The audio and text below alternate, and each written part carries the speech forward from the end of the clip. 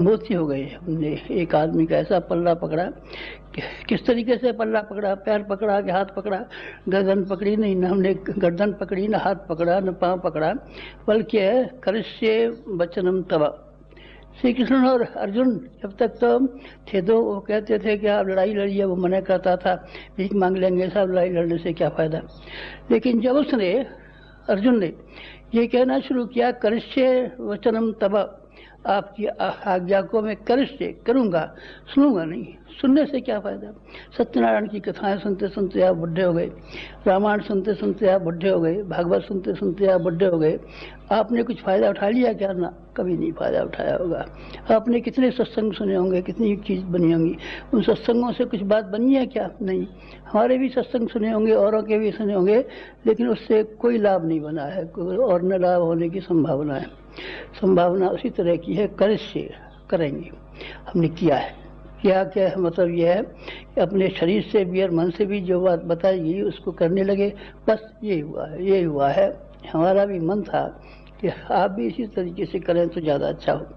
आपको भी मालूम पड़े, कोई गुरुजी नाम का, बाबा जी, पंडित, ब्राह्मण, कोई ऐसा नहीं था जैसे कि आमतौर से लोग होते हैं। हमने उससे संपर्क बनाया तो हमको कुछ महत्वपूर्ण अपने जीवन में मिला, ऐसा हमारा मन था। इसलिए आज इच्छा न होते हुए भी बातचीत करने का मन हो गया, तो फिर आपसे क्या क्या कहें। बाकी बातें अखंडोत में बताई जा चुकी हैं, कहते रहे, क्या कहें आपसे।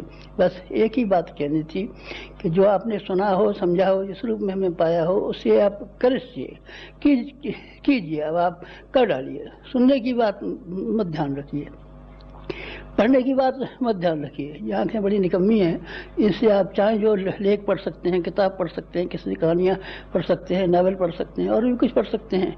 और कान ऐसे हैं जिसमें कि सिनेमा के रिकॉर्ड सुन सकते हैं, गाने बजाने सुन सकते हैं, सब बात सुन सकते हैं। कानों से और आँखों से आदमी का उद्धार नहीं हुआ है, आदमी का उद्धार हृदय से हुआ है। हृदय के अंदर जब किसी की बात समझ आती है, और ये बात समझ आती है कि हम इसके लिए कुछ करेंगे, बस बात खत्म हो गई। आपसे हमारी प्रार्थना है कि आप कुछ कीजिए। किसके लिए? हमारे लिए।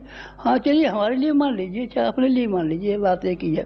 हम और आप दो हैं क्या? नहीं, हम और आप दो नहीं है, एक है। तो आपके लिए कुछ करें? नहीं भाई साहब, मत कीजिए हमारे लिए।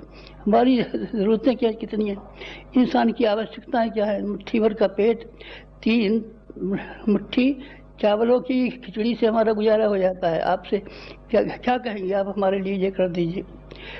3 गज कपड़े से शरीर को ढक करके अपना काम चला लेते हैं। आपको अपने लिए हम क्या कहेंगे?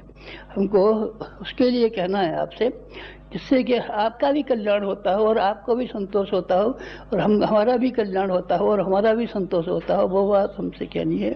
क्या कहनी है? आप करना शुरू कर दीजिए बस। जो कुछ आपने सुना है, जो कुछ आपने पढ़ा है, अब उसको पढ़ने और सुनने से काम चलने वाला है नहीं।